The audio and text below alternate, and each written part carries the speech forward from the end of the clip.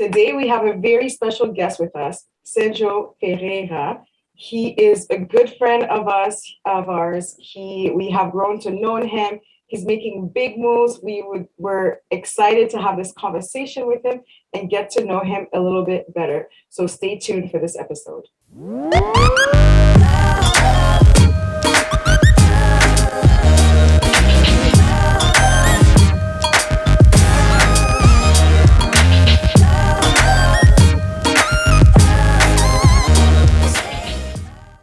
Welcome to another episode of Same Page. I am Ninal Simajist, and this is my lovely wife, Sarah Simajist. Today we are so excited. I've been looking forward to this interview with Sandro Ferreira, and he's been part of our lives, actually for most of our real estate journey. So for all of our viewers, Sandro, can you please introduce yourself? Yes, so I am so pumped and honored to be here. Oh man, like you guys inspired me and keep inspiring me in so many levels. You know, those couples that we look, it's like, oh man, this is wow, the power couple kind of couple. So this is what you guys are for me. So I'm so excited to be here. And yes, I've been following your journey. So I am originally from Brazil, moved to Canada in 2010. Started my journey knowing nothing about real estate other than what I saw in Money Sense and magazines. And then finally in 2019, the pandemic was my time to scale up and find education. And wow, my life changed since then. And it's like I feel sometimes that I'm almost in a dream. You know, like, am I in a dream? No. Am I in a spaceship? Because the speed that we can get things done, when I have the education, the collaboration, and groups like and connected people like you guys is just making history. I love it. I absolutely love it. So how did you even hear about real estate? So you weren't really in real estate before. I know a little bit about your journey to here, but how were you introduced to this world? Yes. So in Brazil, real estate is for the wealthy. Like, it's for the wealthy. It is not available to the average people. So the rules there are different. You cannot really leverage real estate the way that we leverage here. And I remember that the first time that I read Rich Dad Poor Dad, I was in Brazil. And I was like, oh, this is amazing. But it just, for me at the time, it just sounded as a romance or, you know, like a beautiful book of history or whatever, because the rules are completely different. So when I moved to Canada, and I had the opportunity to buy my very first property with the help of CRA. I mean, just a disclaimer, okay? I didn't know what I was doing. Okay. And I tell people, don't do that. You can get in trouble. Yeah. Okay. So basically, so I got here in 2010. And then a friend of mine, also from Brazil, a few months out later, he bought a house, in a beautiful house in Gatineau. So I came to him, and so first of all, the judgment, oh, he comes from wealth. So daddy helped him. Mm-hmm. So I asked him, so oh, it must be nice to have like a rich dad. He's like, are you crazy? I bought it my own effort. My dad did not help me. How did you buy? Mm-hmm. Well, I went to the bank. There's a special line for newcomers. At the time, Scotiabank, BMO, CIBC, the big banks, they had a special line of credit or mortgage product for newcomers. It's like, oh, but I'm new here. So this was the catch. So I went to the bank and they, of course, said no. And I was like, yeah, I can't do this. Talk to my guy. So when he introduced me to this guy, the guy told me that I could buy a property 5% down. What? Yes, and at the time, he turned to me, that was 2011. So I got here August 2010. So this was like mid 2011. And the guy said, yeah, I can buy a house at 300,000. What? Really? But then I had that thought, well, I'm going to look for a condo, because worst case scenario, if I'm flipping burgers at McDonald's or if I'm, I don't know, Tim Hortons, I should be able to pay because it's cheaper to pay mortgage. But I did not have the money for the down payment. So what did I do? The money that I was saving to pay my taxes for the year, Mm-hmm. I basically had this brilliant idea of using it as a down payment. Okay. So then I used for the down payment. And then the accountant said, "Wow, you can't do that. What do I do now?" Well, call CRA. CRA, I was saving the money to pay my taxes, but I don't have the money. Can I split payments? Mm-hmm. And CRA said, "Yes, send me 10 checks." So basically, that's how I bought my first property. That's awesome. And that was my click. It's like, I can leverage that here to be wealth. And I like to read, and I read a lot. And every time that I see successful business people or successful investors, they all are building their wealth through debt, leveraging that to get richer. So that was my cue, you know? Awesome. So you mentioned something very creative, right? You're kind of leveraging the debt that you owe to CRA and buying your property and then calling and saying, "Hey, I don't have the money. What can I do it?" Right? And from knowing you, I've heard of some deals that are very creative. So how do you come up with this creativity? Because I've heard deals that you bought that people passed on, but you figured out a creative way to make it happen. So where do you get that creativity from? Well, a few factors. So one, I am an avid reader, right? So number one. Number two, of course, because of my belief system. So as a Christian, I believe in God and I believe, that there is a power of that. But it's also like a mindset thing. Because when I see everybody else grinding, and it's like respect the grind, let's go, all about the hustle. I always step back and say, but why though? Like, why have to be grinding? Why have to be hustling? We gotta find another way. And that's when I understand talking about my belief system about the grace, right? Because when you have grace, it's literally not that you're sitting here and things gonna happen, but it's just tapping into that realm of like a superpower or superior power that I call God to really help understand like who I am as a person and how can I get things done. Now, of course, when I talk about this, it can be very generic, but basically I do this way. So if I see something, okay, I see this property, and I really dwell. When people talk about meditation, or you should read the Bible or read a book and meditate, I do that, but look into the opportunity. Mm-hmm. And then I start thinking, what is in this opportunity that nobody sees? And then I go and I think, and look, and then I circle back and I come back again, and then ta-da!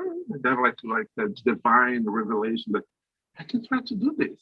And people say, you're crazy.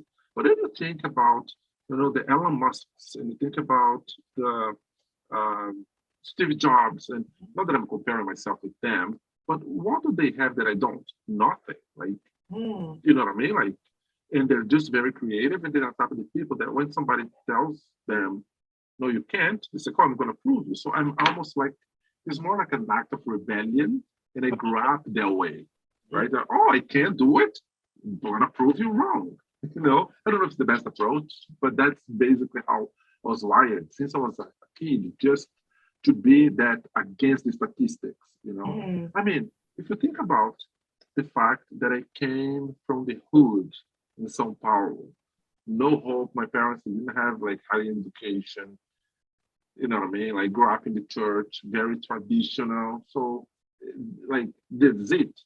And then you start thinking, kind of trying to do better was almost like sin. No, money is wrong. Money is the devil. Wealth is the devil. All that those things. Like, well, why though? Why have to be that way? And that questioning is what really helps me to understand how I can use that like questioning side of myself to turn into good and get things done.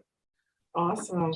So you really getting your creativity from understanding that there's like first of all your faith, but understanding that there's a higher purpose sort of thing, and you're able to do it. Yes. Okay. Yes, because so one thing that amazes me is that like, and I coming from Brazil and being here, being in the US as well. North America, people are very transactional. It's Mhm. all about the transaction. Hey, how are you doing? Good. Okay, let's go to business. And then, you know, I like, can I be relational? No, no, no, no. You cannot be relational. And then I meet a guy like Alfonso who's like relational to the core. Like, Mhm. oh, he's a successful dude that's very relational. What is he doing? And then I watch him and it's like, oh, he did this way, this way. Can I tweak a little bit? And I try to do that creativity. Now, there's one factor that I have to also take in consideration that in Brazil, I went to law school.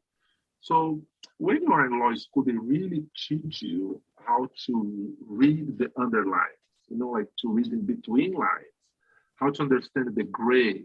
And the gray for a lawyer is legal. If it's gray area, this is legal. If it's not illegal, it's legal. So having a way of thinking, coming from a law background, I literally using the same skill set into real estate to look to things and try to see there's a way to get things done. Even if I'm walking into the fine line, hey, if it's gray area, it's legal. So I'm doing As long as it's legal. Exactly. I love how you said how you brought the fact that it's all about relationships and it's all about the relational part of it. And one thing that I've noticed in your journey is that you figured out very quickly. You mentioned speed at the very beginning of this interview. That's so like you understand that you need people in order to grow. So how did that develop? oh man, you know, people very often in the circles, either in Wealth Genius or other groups, people talked about. You have to leverage other people's money, have to leverage other people's credit, have to leverage other people's time, and then ends there. And then I'm thinking, what about to leverage other people's deals? What about to leverage other people's skills? What about to leverage other people's relationships? What Yeah. about to leverage other people's reputation? You know what I'm saying? And then so I go that step ahead. Why not? Mhm. And like, is anybody doing? Not really. Wow, I'm gonna try. But again, when you're doing something with consistency, you attract people want to do things with you, and that's when I do things with intention. So I'll give you an example. I was in a conversation today. We are having the coaching training and then refreshing out. So I was there. And I was talking to one of the guys there, and he was asking me how do I choose my team players. I said, well, I don't choose my team players. Actually, they choose me, and I Mhm. have just to accept. It's like, what do you mean? It's like, well, I am out there and I've been loud. So one example, I start reaching out to people like you guys who has a successful podcast and like, hey, your podcast is amazing. Wow, you guys rock, and I've been following you guys, and I'm there. It's like, oh, thank you. Hey, by the way, I would love to be there. Yeah, maybe. Hey, guys, I want to be there. But I do it in a way that I'm like, oh, Sandro just being Sandro. Sandro's crazy. But then it's like, you know what? Let's have the crazy guy here. And then when we actually start talking, then Mhm. people realize that it's not just being a bubbly personality, but I also like I actually have substance, Yes. right? So all of those moves, they're with intention. When I come in a conference and I come in like, wow, Sandra's in the house, and why am I doing this? Well, one of the key things that I've learned is that like we get known, Mhm. right? So when people go to the conferences, it's literally either love or hate. Some people either are like really like somebody like with that personality or like don't like at all. But then these people that are saying, oh, this guy is crazy, and I approach, can you get in a one-on-one? Let's get in a one-on-one. And then very often we enter the call, wow, Sandro, I'm very surprised. Like, man, you know what you're doing, you know your stuff, you did your research. Because I know that. So that's the intention behind to Mhm. get the attention. I have no problem and admit that I love the attention. I have no problem in saying this. Growing up, my parents said, shut up, be quiet. Why you want to be the center of attention? And that was a bad thing growing Right. up. And then I said, well, this is who I am. And I like the attention. Give the microphone and I will do it. It's showtime. Okay. But then when I get from that bubbly moment and bring it to a one-on-one, then I actually have the ability to then now be more, Yes. now is the transaction time because the relational part is already built. Yes. So then creating that trust and then getting to the numbers and you show that you know what you're doing, then becomes much easier. And that's when you see people with certain skill sets that they come to me and say, oh, like, can we do this together? Because I think you bring this to the table. Mhm. Yeah, so let's do it, right? And that's how I've been able to grow my business so rapidly using this ability of not using people, but collaborating with people. Of course, of Like, course. yeah, and like, I know we've had this conversation personally about your energy, and I don't know if our viewers really understand how contagious and infectious your energy is. And Oh, thank you. I really want you to. I know you obviously like you just touched up on it how intentional you are with that, but I just want you to take it a step further and just share with us how has having this infectious energy benefited you in business. And wow, I say this because Canadians in general are more reserved. Okay, so and we have this stereotype thing, and I mean, let's just be honest. Let's just be honest. Mhm. People, they have some preconceptions about certain stereotypes. We do too. Mhm. I do. So when I meet people from certain cultures, they're already like, I know how that goes, and then goes in a different way. Oh, so that's how people are. But one thing that I already know in this, I find that people they put me in a certain category when they don't know me. Right. Oh, this guy should is like this. Now, once you know our strengths and you also know our limitations or liabilities, and you can do, so I know what my limitations are. So I know what my the limitations and also my The what's strength. the word? My Strength. strength. Right. So I really use them with intention, Okay. So because I am so aware of it, even though that when I'm doing certain things that people think that's silly, I do with intention behind. So Mhm. everything that I do expecting a certain result that usually goes the way that I'm thinking. Mhm. Therefore, most people they're not aware of that. And when you use that, but with the right intention, the heart, right? Because it can go both ways. You can also abuse of that awareness Right. and really, use for the bad. But when you bring that, the reason why I think that I've been successful in what I'm doing is because I understand that most people, either they say or not, they like to talk about themselves. They also like attention, and I don't care what is if it's a deep person, like a very objective person or more reactive. No, everybody they like to talk about themselves. They like to talk about their accomplishments. So I started training myself in sales, and I got very good at Mhm. and then understanding the personalities, right? So, man, literally coming from a place where when I joined the community and when we met, and I had $130,000 in debt between credit cards and line of credits, I was able to build a portfolio to date that is 8 figures portfolio, but I'm not doing by myself, doing with people. But because, when you understand people's characteristics and literally understanding how to do with people, that's the greatest benefit. Like this really is going a long, long, long way in my journey because then I can concentrate on things that I'm good at. And then let's say I partner with you, and then I know you're good at numbers, and then I know that you are good at, I don't know, talking to tenants, and I'm good to talking to the investors. Okay, let's have our tasks here very well defined before you jump in, so then there's no struggle later on. And then you build the partnerships. Like I have different partnerships with many different people. Like how do you manage that, Sandro? Mm. Well, because all the expectations, they are already set up before you getting into the transaction. So you establish the relationship and then you know exactly what to expect once you're into the transaction. I mean, I cannot say that it will always be perfect, but knowing that really mitigates many challenges that I see people facing because they got into the transaction before getting to the relation. Right.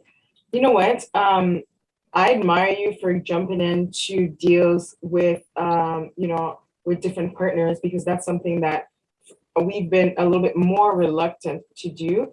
We do have partners on some deals, but just like you said, the relationship is so important, right? And I feel like, well, at least for me, I kind of have to know the person so deep because essentially it's a marriage, right? All the way Yes. through the deal, until you decide to sell, basically, until you don't have that deal together. So I admire you for like jumping in and doing these partnerships and making it work because not everybody has the ability to do that. So one thing that I like to do is I like to provide value to reviewers by giving them like something concrete. And by that is that, for example, like as far as I know, you're very creative. So I want to know what the most creative deal that you've ever done. Okay. So I just closed actually this Friday project in Ottawa. Okay. Congratulations. So Tell us a little bit more. yes, Awesome. yes. So I'm gonna begin. So I saw this property that came up on MLS for 2.9 million, and then like right on baseline, I was like, oh wow, I like this deal.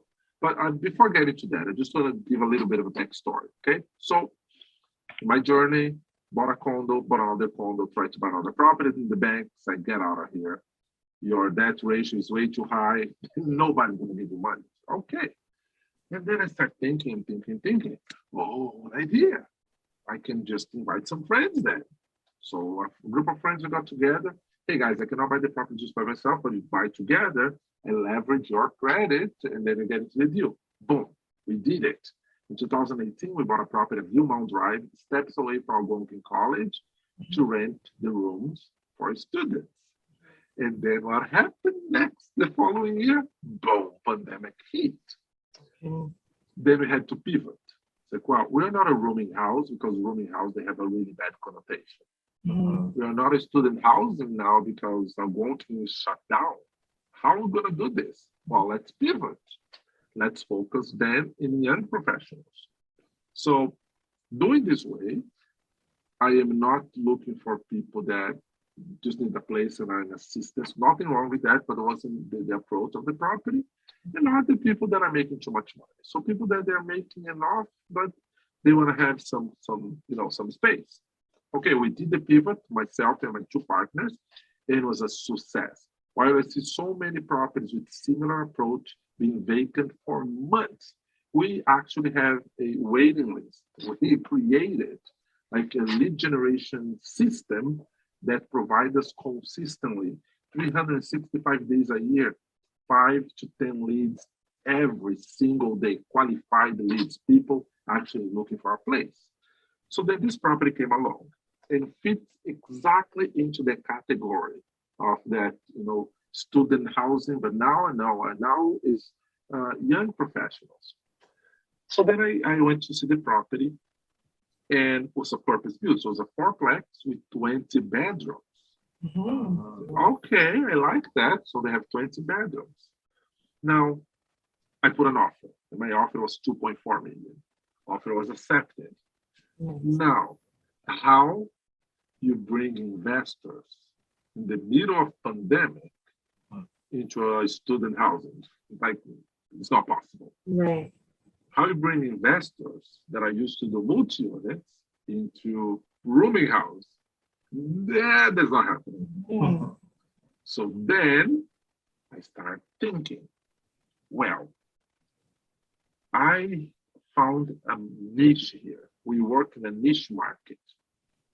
20 bedrooms equals to 20 units. Mm-hmm. Okay. So then I started talking to investors. I have a 20 unit modern co-living under contract. This is the modern co-living. We are in the era of shared economy, right? So it's literally as when you go say, oh, this is a mobile home. No, this is a tiny home. It's like, oh, tiny home. But it's the same thing, but it's the wording. And then the way that I structured the deals. Like, well, this property I'm buying for 2.4. How am I going to raise $500,000 to do this deal? Simple. 2.4 million divided by 20 units. That's $120,000 a unit. Okay. So I'm going to pitch my investors saying you can invest in the collective of the deal per unit. 20% of 120,000 is 24,000. You can invest in one unit, 2 units, 3 units, 4 units, how many units you want. So it's such a simple math that I really didn't have to explain much. These are how much you put in. It's how much you get monthly in cash flow. And then, of course, the bank asked for an appraisal, and the property was appraised at 1.3 million above asking price. So then the conversation with the investors became very simple.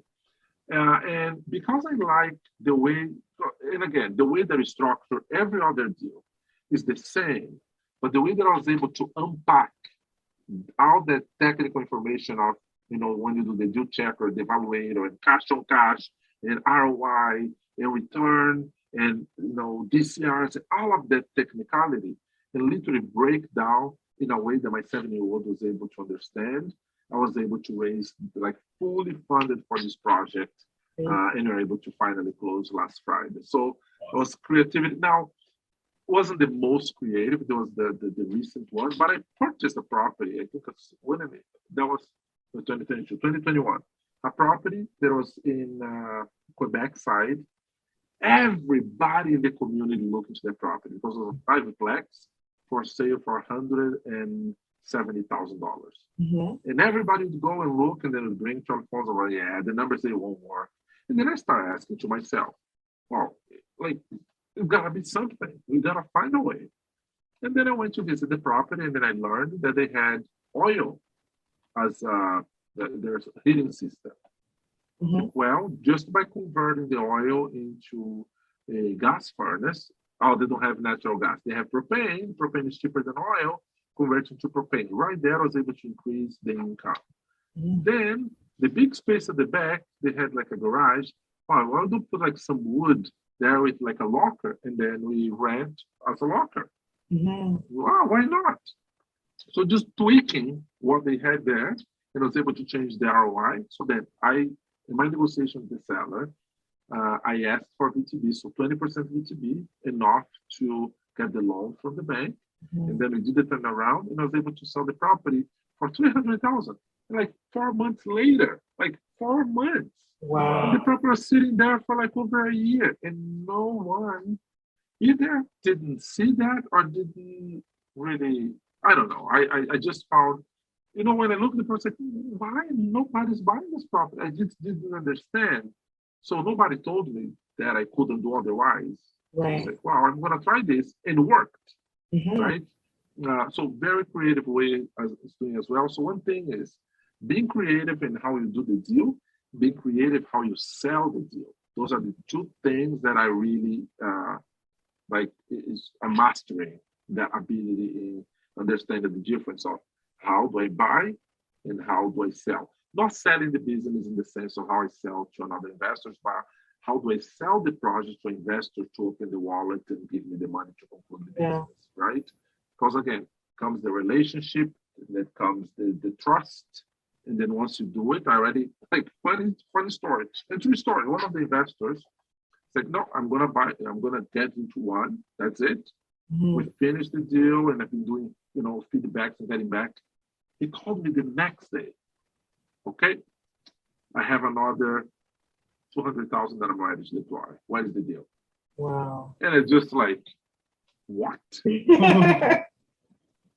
And I couldn't believe it. And then I asked him, why now? Because in the beginning, I was, struggling because I have to have a lot of conversation to understand. Because people just where you come with this crazy math? Right. Guys, I'm just being creative. Look here. Yeah, it's way too creative. Oh, it makes sense. And then the same guy, no, I'm ready, let's go. Like, okay, That's, he's showing the money. and I think as you speak to different people about your project, there are more questions that come about that you may not have thought about in the past. So sometimes, like your first conversation versus your 50th conversation, you're a lot more confident as well because you've talked about it, you know the questions, and it's just practice makes perfect, right? Yes. So that also helps, I find, as you talk about the project that you have in hand. Um, I want to kind of lead into, now we talked about the most creative you've ever done, and you give us two great examples, and I'm hoping that the viewers can learn from that and also use that in maybe one of the future deals. But one thing that I like to talk about as well is real estate is hard.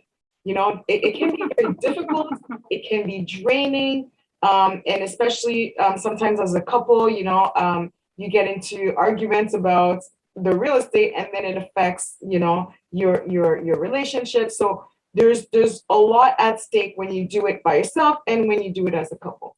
So the first thing that I want to ask is, I want to hear about one of your biggest challenges that you've had, whether it's a deal that didn't go the way you wanted it, or whether it's raising capital, whatever it is, something challenging, so that the viewers can sort of relate to us. The biggest challenge for me, believe or not, is the imposter syndrome. This is the biggest challenge because I am overly confident, right? So I do things with intention. So for example, let's say we have a boot camp or a seminar. So when I come in the room, I come like loud. Yo, everybody! And then I'm like, oh, who is this dude? But again, like I do with intention. They will not forget me. And that's why I do it, right?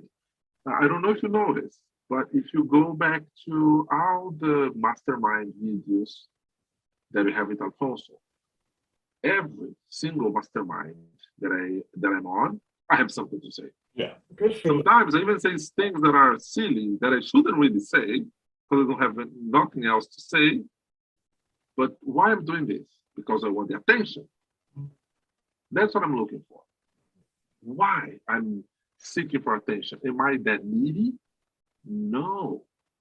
I want people to remember me. So then, as I progress in my journey, and I have an opportunity to get in the house with these people, they're like, oh my goodness, I gotta do with this dude. However, and I'm going through this like right now. Okay, so I'm gonna give an example. This deal, very creative. I put that deal on the contract in January the 20th, and it just closed. 16 amendments. Wow. Like everything that could go wrong, it went wrong. And then finally we got to the finish line. Wasn't the finish line. The work was just starting. So listen, like this is crazy. The company that was managing the property, terrible. They're way too big. They don't care. Like part of me just want to say their names, but I can get sued, so I'm not. But they're horrible. They're horrible, horrible, horrible. They Horribles? Horrible. Sorry? I was like, how many horribles? You said. Oh my goodness. Oh my goodness. So the possession date was the 26th, which was Friday. No, not the 26th. Am I crazy? Today is the 19th. Okay. So Friday was the 6th. Oh, I'm so lost. 26 was a Friday, like a few Fridays ago.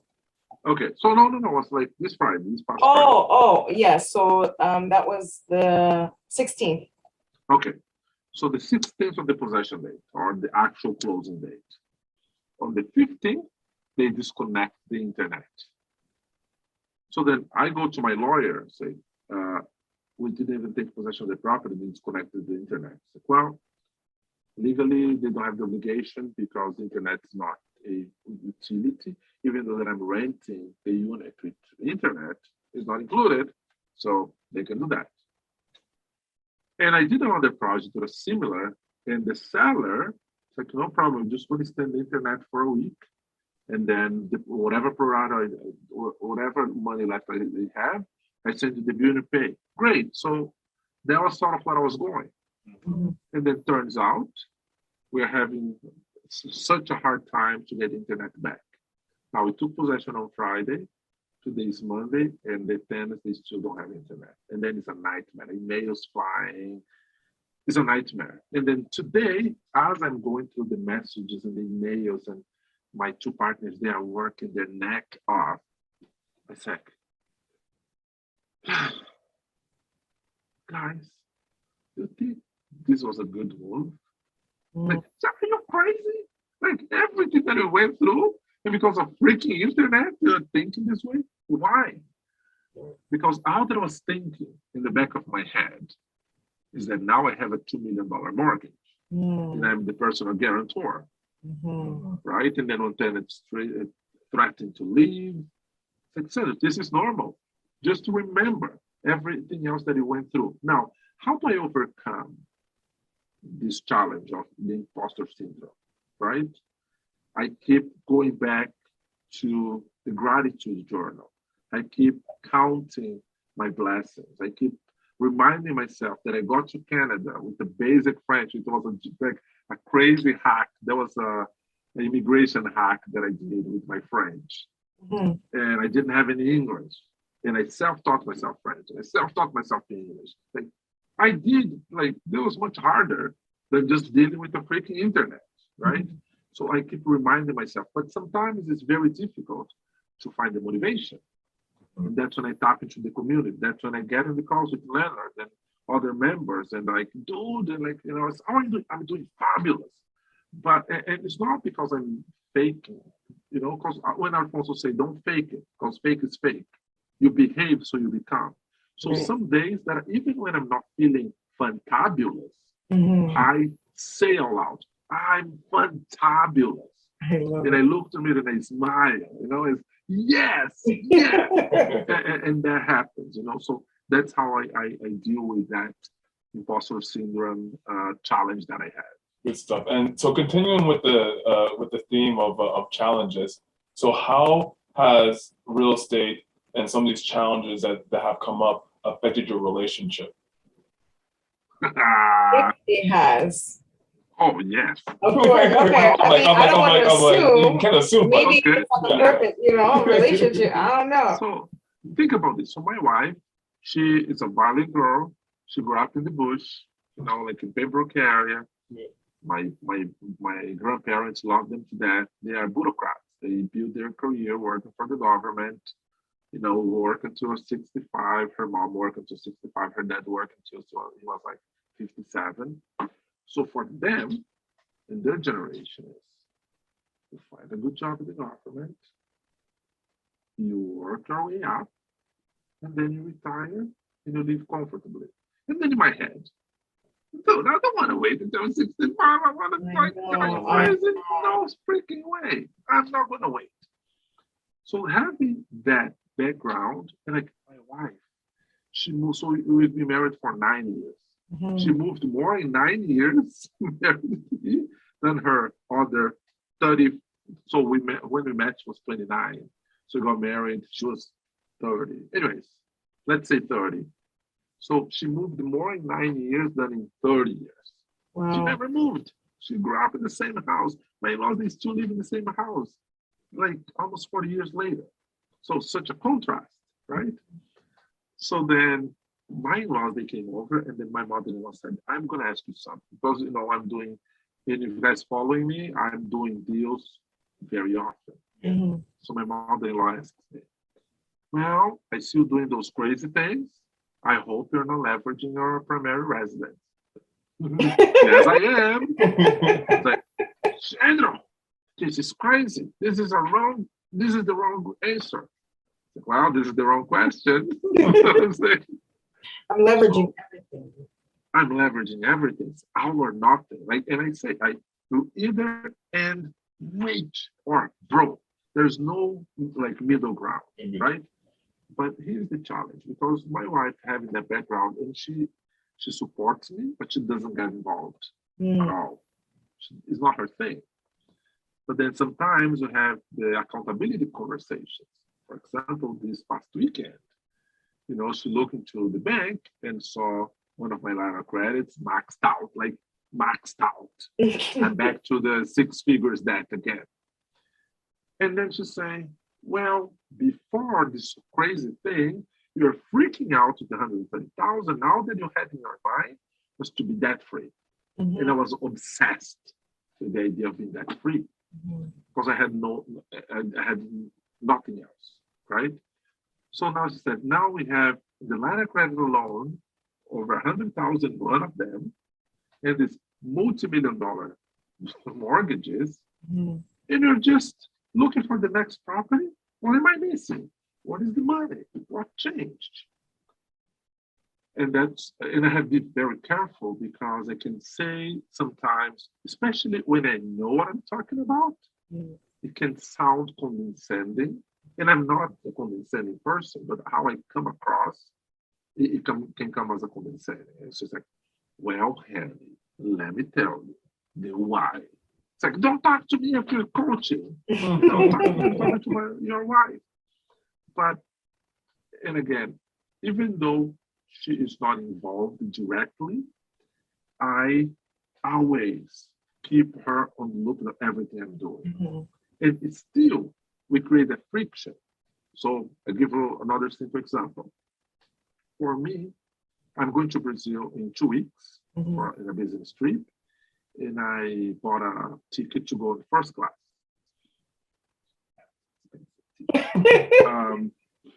But then in my mind, well, that's 11 hours flight.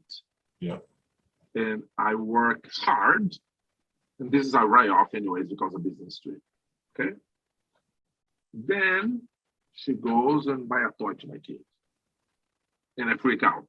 Mhm. And it's like, in terms of price, you cannot even compare. So Right. two completely different prices. So then it's like, how does it even make sense? You buy a $5,000 ticket, and that's fine. And then buy $100 toy, and you're freaking out. But then, for me, yes, because the 5,000 is a write-off. Mhm. The $100 toy is not, Right. right? So then I also have to choose my battles. Yes. Because she supports me, but the way that the business evolves, I have to take consideration that she's not directly involved. So we have to have the celebration and celebrate the small wins. I'm a budget freak. She's not. Like I know growing up what is go hungry and don't have food. And my mom put, myself and my siblings together and pray, like waiting for the miracle of somebody knocking the door with the food. My wife, like, they work for the government, my in-laws. You know what I'm saying? Like, they're very flat line. So, when you are watching a movie, somebody dies, it's just like, and myself is somebody with a heart attack. Like, so the cultural difference and plus the mindset in terms of business, so very, very challenging. How do you overcome this? Having very open and transparent conversations. It doesn't matter how much it's going to hurt, but it's very important to have those conversations because then is our or not. Of course, we don't want to lose everything, but there's the risk. The risk is there. What if it happens? We have each other, Right. You know what? You say something that I often say to myself when I'm freaking out, when, you look at your line of credit or, you're looking at all these deals that you bought and how much, good debt that you have. And you're absolutely right. There's a risk in everything, but it's a calculated risk, right? You could be very wealthy from there, or you could just, stay your status quo and don't take any risk and retire at 65 and live a life where, that's, fairly uneventful, right? But I always tell myself, if everything goes wrong, literally, Leonard and I are still together. We still have our son and we'll have a place to live, So we'll have food in the fridge. So in a grand scheme of things, I feel like we don't have as much on the line as a lot of other people do. We're still very blessed that the worst is that you still be fed and you still have a roof over your head. That's pretty good for the worst case scenario, right? So that's a really good mindset to have, and that helps you kind of keep going in your journey. Because if not, then you will stop, right? With all the risks. Yes, and this one thing that I keep telling myself and telling the students, telling people, we have two choices in life. Either step forward into growth, and it can be simple but not easy, or step back into safety. But safety is also illusion, right? So then, because I've seen people trying to be safe, and then something happened, and then what? Then it's gone. So it's like, you know what? If the risk exists either way, I'm stepping to growth. I'm tapping into like faith, right? I always use the example because somebody questioned me the other day, why do I have so many partners? Like, oh, I'm using Jesus mathematics. Like, what? Like, yeah, he took 5 loaves of bread and 2 fishes and fed 20,000 people. I'm doing the same with real estate. I'm splitting and distributing, and I want to make sure that I don't get that by myself. Like, it's funny. And I mean, everybody has different faith and different belief systems, but it's almost like this. You go to school and they tell you 2 plus 2 is equal 4. If the guy's an engineer, it can be 5. And then comes, Jesus mathematics. No, it can be 5,000. Like, what? 2 plus 2 cannot be 5,000. Well, if we look into our journey as a real estate investors, we literally create things we create resources out of thin air, right? And having the mindset that I have the power to create is so powerful. Like when you think about a kid, it's literally there's a commercial on TV that I think is for Cialis or Viagra or something like that. That is like I every time I go back and I watch, because there's a bunch of like these spermatozoids running and then they attach. It's like millions of them running.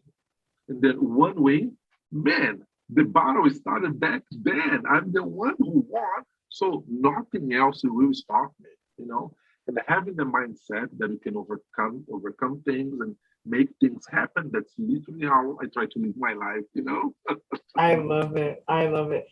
Sandro, we could literally talk all night long. I feel like we're going to have a part 2 at some point. Your growth is amazing, just from knowing you from before, not from before real estate, I guess at the beginning of your journey until now.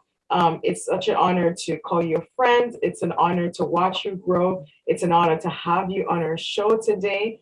And I'm sure all of viewers will get a lot from this interview. So if somebody wants to reach out to you, how can they do so? Yeah, please follow me on Instagram, Sandro Canada. So Sandro, okay, let me make it easy. Sandra with an A, right? Mine with an O. So Sandro Canada, which is our country. So Sandro Canada on Facebook, Sandro Canada as well. TikTok, Sandro Canada. LinkedIn, Sandro Canada. And I even have a website, sandrocanada.com. I love it. Awesome. So I encourage all of viewers to follow you, to follow your journey. Sandro is the type of person that will give lots of value. So reach out to him. I'm sure he would love to hear from you and get feedback from this episode. And until next time, don't forget to live your truth.